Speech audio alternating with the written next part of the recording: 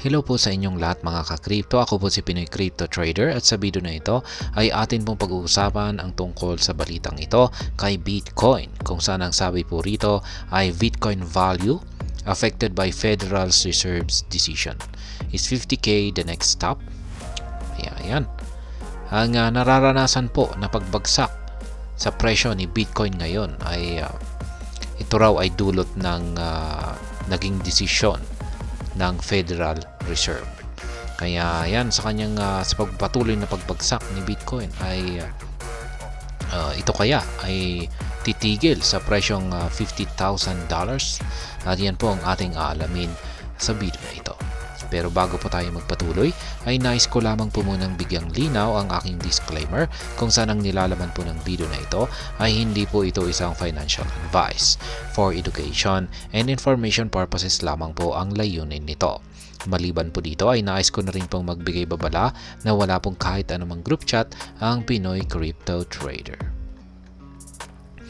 Ayan, the price of Bitcoin is moving closer to $60,000 as the cryptocurrency's price weakness persists.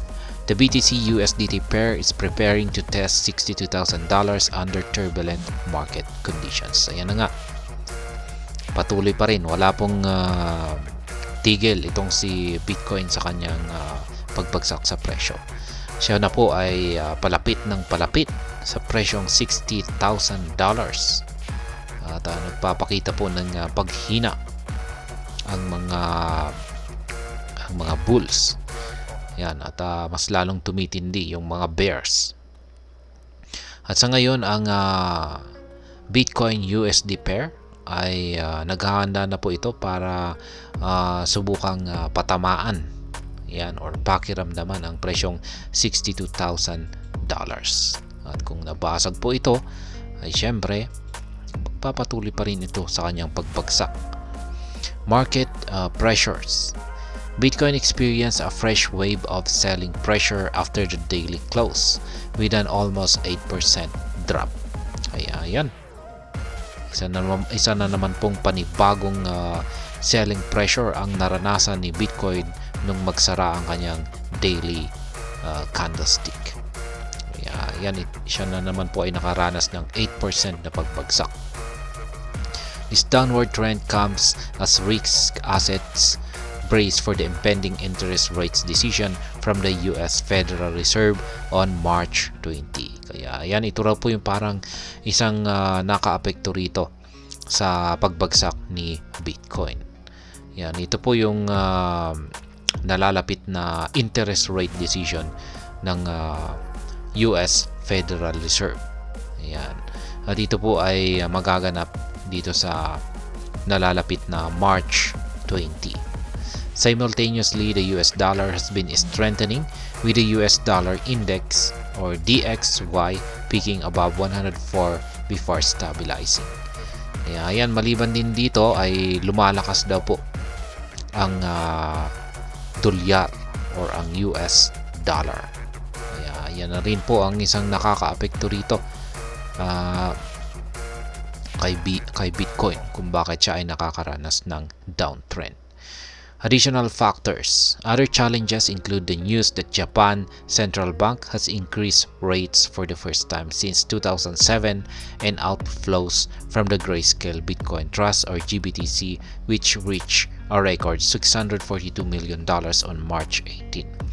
Kaya yan, ito na rin yung mga ibang bagay na posibleng nakaapekto po sa pagbagsak or bumabagsak na presyo ni Bitcoin. Yan, ang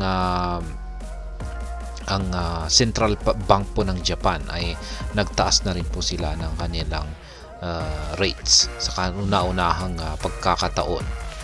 Ayan. Kasi nung last po silang nagtaas ng kanilang rates ay noon pang nakalipas na taong 2007. Ayan, medyo matagal-tagal na. Maliban po rito ay yung outflows naman dito sa Grayscale Bitcoin Trust.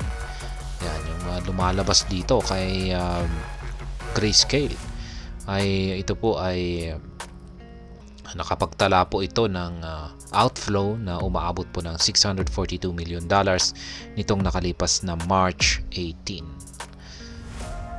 Ayan, meron din po tayo dito, Michael Van de Pope, founder and CEO of MN Trading, believes we're nearing a bottoming process and the correction is shallow. Kaya, ayan.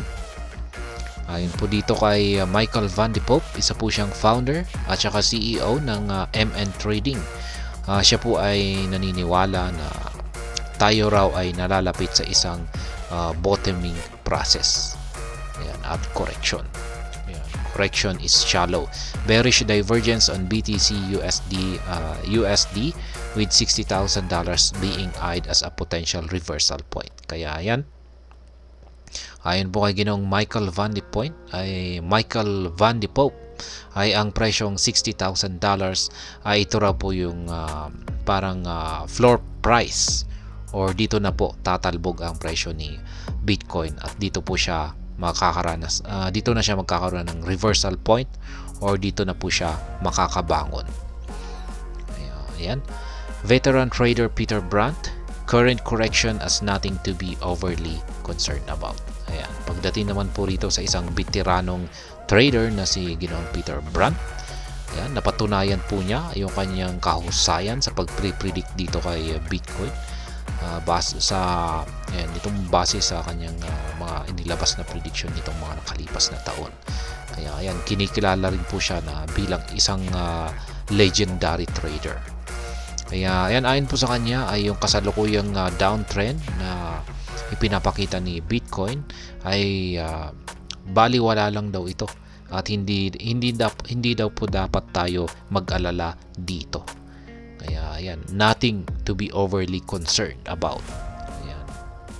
Kaya ayan, sabi pa niya rito ay Brand indicated a potential head and shoulder pattern playing out on daily time frame. Kaya ayan. Maliban po rito ay dagdag ni Ginoong Peter Brandt ay nakita po niya sa daily chart time frame ni Bitcoin na meron pong nabubuong isang pattern na head and shoulder. Isa po itong bullish pattern na kung pag nabuo po ito ay makakaranas ng pag-angat or pag-angat sa presyo itong si Bitcoin. Pero sabi niya rito ay naglagwas po siya ng isang babala. Yan, sabi niya rito ay he warned of a deeper drop towards $55,000. Kaya ayan, posible daw pong bumagsak pa itong si Bitcoin sa presyong $55,000. Ayan, yan po ang tungkol sa balitang ito kay Bitcoin. Ayan, kung ang posibleng dahilan kung bakit po siya nakakaranas ng pagbagsak. At hanggang dito na lamang po tayo sa video na ito. Sana po ay inyong nagustuhan ang aking paliwanag dito. Kung inyo po itong nagustuhan, pag-click lamang po ang like button nito. Para naman po sa mga bago lamang dito, kayo po ay aking inanyayahan para mag-subscribe. Pag-click na rin po ang bell icon nito dahil ito po ang siya magsisilbing notification nito sa mga bago kong videos na aking pong ina-upload sa aking YouTube channel na ito. Marami pong salamat sa panonood. Ingat po tayo lagi at God bless po sa ating lahat.